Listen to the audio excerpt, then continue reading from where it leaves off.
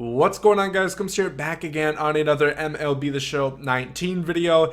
Today I want to talk about just how poorly managed and what a cluster that the ESL has been, the esports within MLB The Show that we've seen in the last couple months, because with this New Year's Cup, how it ended, oh my god.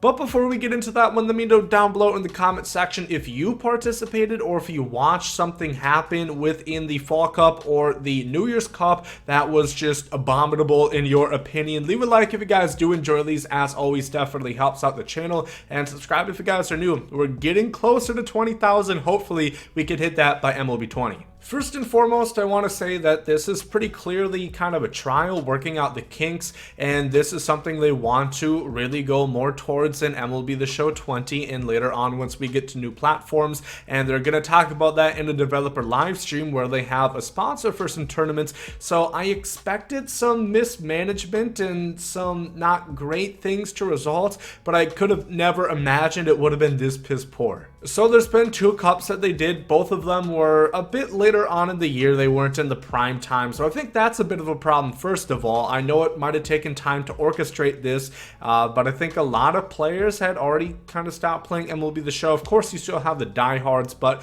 you missed a bit of the community there. The Fall Cup, I think, was in September or October, and then the New Year's Cup just ended yesterday. And the prize pool in the Fall Cup was $25,000 in total prizes. In the New Year's Cup, it was $10,000 in total prizes. So over 2 cups, 35 grand worth of total prizes, and then stub prizes as well. Specifically for the New Year's Cup, this is how they divided up the winnings. First place got $4,000, second place got $2,000, third and fourth each got $1,000, and 5th through 8th place got $500 for being one of the top 8, one of the winners within the New Year's Cup. And then the rules for them, they were played on Dynasty for both of them. I'll talk about that a bit later in this video. I'm not a huge fan of that. It was played on Hall of Fame difficulty, which I think is perfect. It's a good middle between Legend and All-Star. All-Star, of course, being way too casual and RNG. So I think it's a good choice to put it on Hall of Fame difficulty.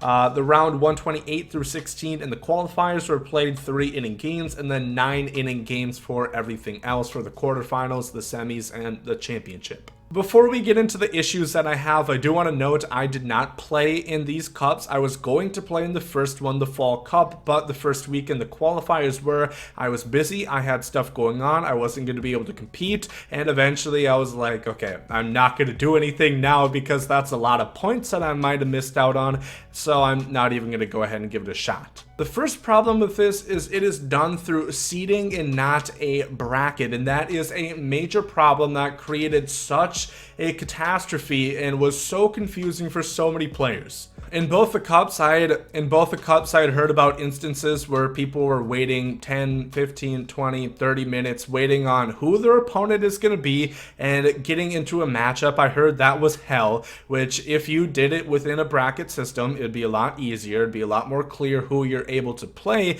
and I think it would have been a lot better managed. And this is when it goes really sour. On Saturday, during cup games, the ESL Esports League reseeded the tournament twice in the middle of games. So while the game was playing, they reseeded it, so that game was null and void. It didn't count, and you were just wasting your time. Now, like I said, I didn't participate in the cups, but I did hear rumblings on Twitter about a lot of issues on Saturday, and I knew Cougs was streaming it, so I checked him out, and I watched back the VOD, and what I saw was he had went into 2 separate games, and they just reseeded. So it doesn't matter if you're up and going in position to win the game, that just doesn't count anymore because they decided to reseed the tournament. So not only could that really F somebody up if they were winning a game they were gonna win in advance, and then they ended up losing after the reseeding, playing another game.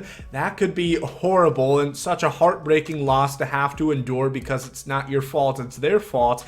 And then also just time wasted. A lot of people have commitments. A lot of people would love to spend time with family on the weekends, and they could work all during the week, and then they just sit there and waste time because the ESL kept reseeding the brackets and they just sacrificed 2 hours of their precious family time that they could have had, but now they still have to start over from square one. Then also people work during the weekend. It is just such a disaster. There's so many problems with this and it can't happen. Due to this issue, they moved the cup to Sunday. That's why it finished yesterday. I think it was supposed to finish on Saturday, and they made a whole new tournament with a deadline to sign up.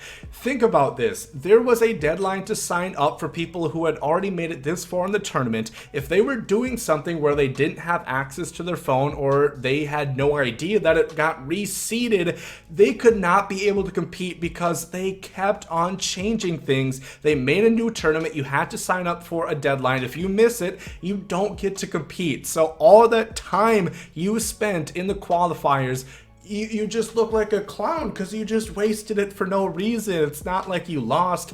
It's completely out of your hand. When I saw that, I was in utter amazement. I couldn't believe that happened. I know this is their first year doing it, but it's managed by the ESL. You'd think they'd have better rules, better management in place so stuff like this doesn't happen. And like I said, I was watching Koog's VOD and he nailed it perfectly. He said he's not going to compete anymore until they prove that they can fix it and get it right.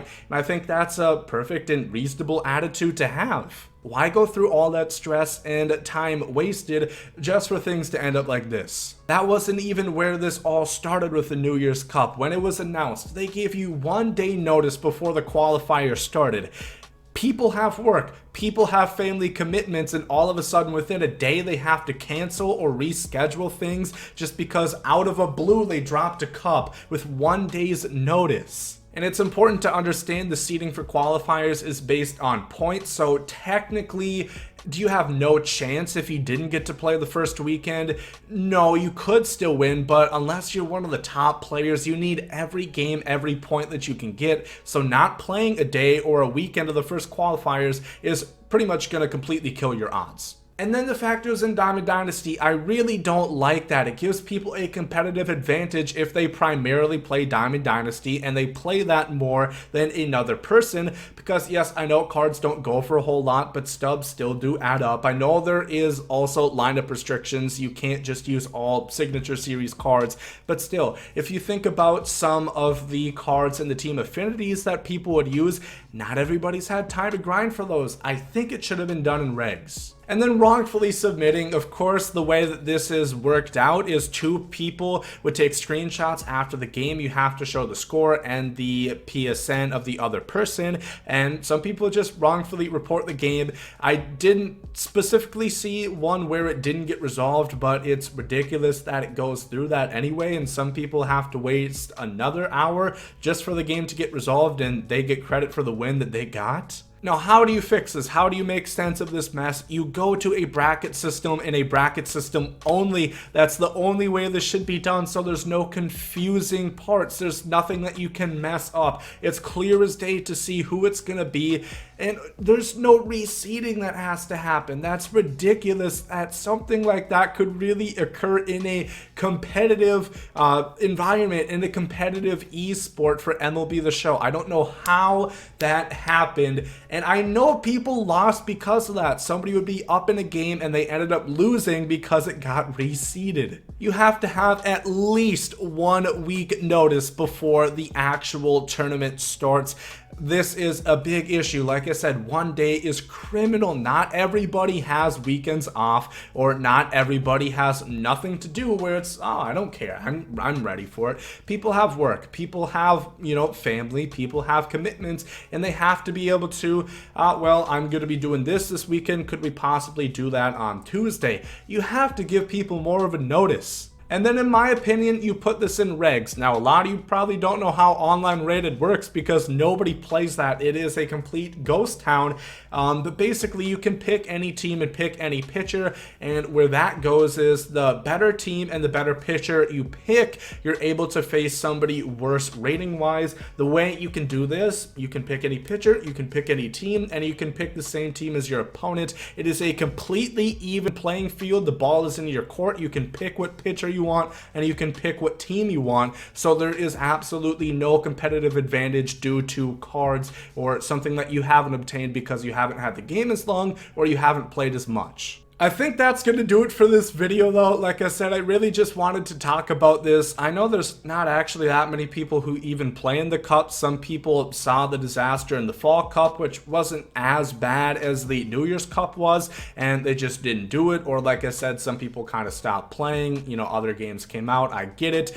So I just wanted to inform you the issues that the ESL has been having with MLB The Show and how it can be fixed. Hopefully these things are introduced or thought of for the MLB The Show 21 competitive leagues, because if these problems persist, it's going to be abominable. If there's anything I missed, please let me know down below in the comment section. Definitely possible. Glad to hear your horror stories from this competitive tournament. Leave a like down below if you guys did enjoy it. Hope you guys are great today. Thanks so much. Yeet.